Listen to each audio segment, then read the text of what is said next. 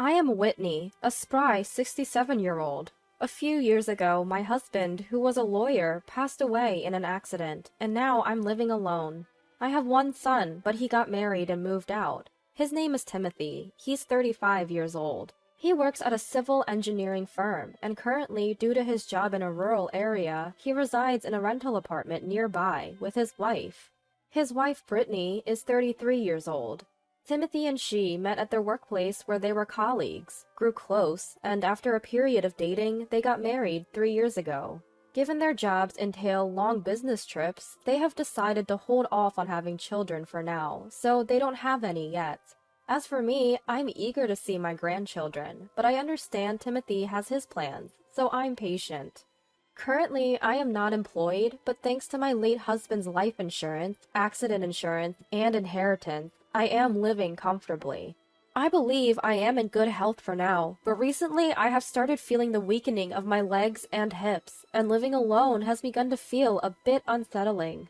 One day, Timothy called to say he would visit. I was looking forward to it, since it had been a while since he said something like that. Then, Timothy came over with Brittany. "Mom, long time no see. Have you been well?" "Whitney, it's been a while. Have you changed at all?" They had mentioned they had some news to share, which had me secretly hoping, could it be that they're having a baby? "Well, the project I am on is nearing completion, and it has been decided that I'll be working at the headquarters after this." "Oh, does that mean you're moving back here?" "Yeah, my job will be more administrative from now on, so I shouldn't have to work on site anymore." "That's good news. The headquarters is in the city, right? If you won't be going to sites anymore, how about buying a house somewhere?" "Actually, Brittany suggested something. We were thinking, why not move in and live here with you?" "That's right. Since Whitney is alone now, and considering your age is becoming a concern, we thought we could take care of you if we lived together, if necessary." "Really? I still feel quite energetic, you know. But it's uncertain what might happen, and living alone at your age is indeed concerning." "Well, I do feel uneasy about living alone at times. But isn't this house too old to accommodate all of us?" "This house was built by my husband and has been standing for 30 years as a 2-story home. It even boasts a reasonably spacious backyard. The first floor houses the kitchen, a bathroom, and a toilet. There's the living room and 3 bedrooms. The second floor consists of a room my husband used as the study, and another room we used as our bedroom. I guess if Timothy and his wife moved in, they'd occupy the first floor, and I'd take the second. I have a suggestion." Brittany leaned in with excitement. "How about we do some renovations?" "Renovations?" "Yeah, this house was built during the dot-com bubble area. It's made of good materials and is pretty solid. It'd be a waste to tear it down. That's why Brittany thinks we should renovate and live together." "Well, speaking of that..." Brittany hesitated a bit. "Would you mind covering the costs?" "The costs?" "Yes, we got a quick estimate before coming here. We'll make the first floor barrier-free. The kitchen will be updated and integrated with the living room, turning it into an open-concept kitchen. We'll also revamp the bathroom and toilet with the latest fittings. For the second floor, we'll add a spacious balcony and turn it into a sunroom. We'll stay on the second floor and create a room on the first floor for Whitney. Stairs can be tough for seniors, and having a nearby toilet is a plus, right? All in all, the budget is around $120,000. Brittany explained rapidly. She seemed quite passionate about this plan. "If you agree to this plan, we can live together, and I'll also help care for you in the future." Timothy chimed in. "Well, we have some savings, but thinking of future expenses, maybe kids and such, we'd like to save where we can. It doesn't sound like a bad deal, does it?" "Hold on a minute. This is all so sudden. Do you really expect me to just say yes right away?" "Well, for now, we just came to discuss it. If you can manage the money, we'll take care of all the tough stuff." "Whitney, this is a win-win for all of us. Please consider it positively. We really hope you'll think it over." To be honest, I thought Timothy and his wife's proposal was reasonable. However, there was something off about Brittany's words. "If you provide the money, we'll move in and also provide care." I wondered, is this a give me money and I'll take care of you kind of deal? Of course, resolving my current home's issues sound great, but there's something I just can't get behind. At the time, I honestly didn't think too much about the whole ordeal. Later, Timothy and his wife finished their jobs in the countryside and moved to a rental apartment near their parents' house. Now that they lived closer, Brittany started visiting more frequently. She kept bringing up the topic of the home renovation. I started to feel that it might not be such a bad idea, but Brittany seemed a bit too pushy for my taste. In response to my non-committal stance, she would get annoyed and say things like, "Whitney, why won't you approve of this? It's a good deal for you too." And, "These days, you won't find many daughter-in-laws willing to live with their in-laws, but I am. I'm even offering to take care of you. You won't find anyone else like me." Her approach felt almost threatening, and it was genuinely unsettling. When I asked her why she was so desperate, she glared at me and snapped. "Desperate? Don't you realize this is all for you, Whitney? We're talking about securing your retirement with $120,000. That's not a small amount." I found Brittany's attitude quite off-putting. Timothy, instead of intervening, asked me to listen to her, saying, "Mom, we're trying to help. Please, just listen to what Brittany has to say." I was completely taken aback. Thankfully, thanks to my husband, we were financially comfortable, and I always planned to leave some inheritance to Timothy. Everything should work out. If Brittany could genuinely care for us in our old age, perhaps I wouldn't have to think about costs like retirement communities. I began to think that maybe, just maybe, Brittany's plan was a win-win, as she put it. So I agreed and let Timothy know. "Great! We'll start making arrangements. Please prepare the money."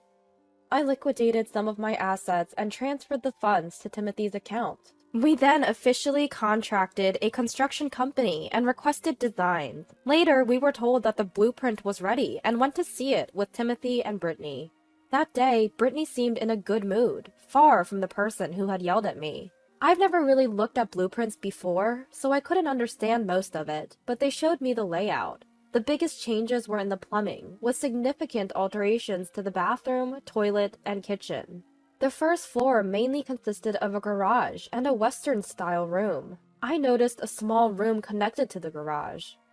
"What's this? It looks too small for a room. A storage or closet, perhaps?"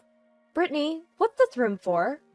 "Oh, that? It's like a spare room or storage, something we thought might be useful in the future." "For a child, perhaps?" "Well, something like that," she responded ambiguously. Her demeanor hinted at ulterior motives. Timothy, who's always been quiet, didn't interject much. I've never seen him be so subservient to anyone. I felt something was off, but I thought this is between Timothy and his wife, so I didn't push it any further. Then the construction finally began. I moved to an apartment complex the contractor had recommended. The complex had 8 units and 1 building, and my place was on the second floor at the corner. Knowing the importance of good neighbor relations, I went to greet everyone. To my surprise, many were younger, and they all greeted me back warmly. My neighbor was a single mom named Serena. Her daughter was Irma, an adorable 5-year-old girl. Serena had lost her husband in an accident and had no relatives to rely on, raising Irma all by herself. However, she was so cheerful, and Irma quickly took a liking to me. Occasionally, I'd share some of my meals with them, gave treats to Irma, or babysat her when Serena was running late. Timothy and his wife, who'd visit once in a while, became quite fond of Irma, saying, "Kids are just so precious. Maybe we should think about having one soon." One day, while enjoying tea with Serena, who had a day off, she seemed hesitant and began, "Don't take this the wrong way, okay?" "What's up? You sound so serious." "While I was cleaning a hotel room the other day, I saw Brittany, and she was with a man I didn't recognize." I almost spat out my tea in surprise. "Are you serious?" "Yeah, I've seen her many times, so I'm sure it was her. She was in quite flashy clothing, and the man was in a suit." "Can you maybe find out more about this?" "I mean, I'm just part-time." Plus, there's the matter of compliance. Compliance? It means following rules and regulations. Essentially, as a hotel, we have rules to protect our guests' privacy. I see. Things have become so strict nowadays. But we need to address this Brittany situation. Right. I pondered for a moment. First, we need to gather evidence. I have an idea. I'll reach out for help. I'm sorry, maybe I shouldn't have said anything. No, I should be thanking you. Thank you. I reached out to a private investigator my husband knew and asked him to look into Brittany's activities. Given Timothy's odd behavior, I asked them to investigate that as well. Brittany, being a housewife, had a lot of free time when Timothy was at work. I wondered, what was she doing during those hours? I decided to wait for the results from the detective agency. The renovation of my childhood home is going smoothly. Brittany kept finding reasons to go out, like, I'm going to check on the renovation's progress, or I'll buy some treats for the Carpenters. However, when I asked the Carpenters, most said that Brittany rarely showed up. She was probably using these excuses to see her lover. In the meantime, the detective agency was making progress. Turns out, Brittany's lover was a high school classmate. Apparently, he was an ex-boyfriend she reconnected with at a reunion last year. They gathered quite a few photos and recordings, so I had plenty of evidence. One day, when Timothy and his wife visited, I set a little trap. By the way, Timothy, isn't it the 20th anniversary of our middle school graduation? Is there a reunion? Really? I thought it was for high school. Suddenly, there was a loud noise, and Brittany was holding her leg in pain. What happened? Brittany, are you okay? I got distracted and hit my head on the table leg. Oh dear, be careful. So, the 20th anniversary is for high school? Yes, I'm organizing it, so I'm sure. I wish it was for middle school. I would have seen my old flame, Clementina. This time, an even louder noise followed. Oh my, Brittany, again?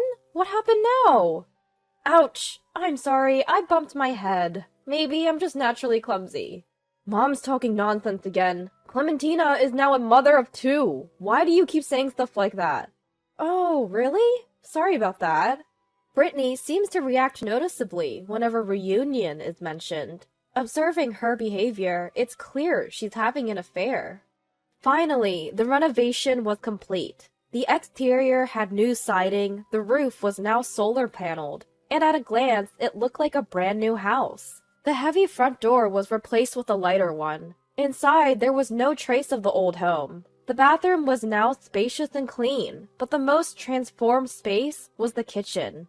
It had an induction cooktop and a dishwasher. Brittany was over the moon. I wondered if one of the rooms on the ground floor would be mine. The scent of new wallpaper felt comforting. Soon the moving in of stored belongings would begin. I began packing up my apartment in preparation for the move.